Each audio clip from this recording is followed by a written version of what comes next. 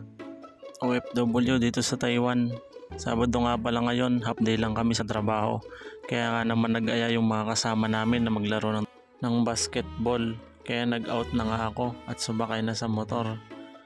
Nagmotor nga lang pala ako papunta sa sakayan ng bus. Iniwan ko lang doon yung aking sasakyan.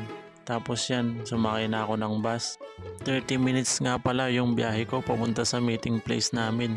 Makalipas ang ilang minuto, andito na pala ako.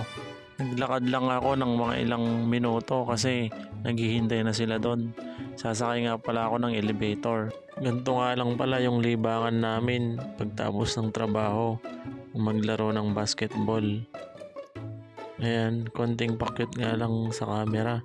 Ito nga pala yung kasama namin maglalaro. Pagtapos niyan, pinakain muna nga pala nila ako kasi hindi pa ako kumain. Ayan pala yung mga kasama kong iba. Tapos nagbiyahe na kami papunta sa venue. Ayan nga pala. Andito na nga pala kami sa paglalaroan namin. Sobrang ganda pala dito. Parang Coliseum, Panggilas, Pilipinas.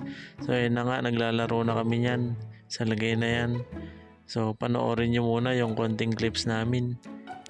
Makalipas nga pala yung ilang minutong paglalaro namin, natapos na kami. Tapos ilang minuto lang nagpahinga. Tapos yan na nga pala, pauwi na ako.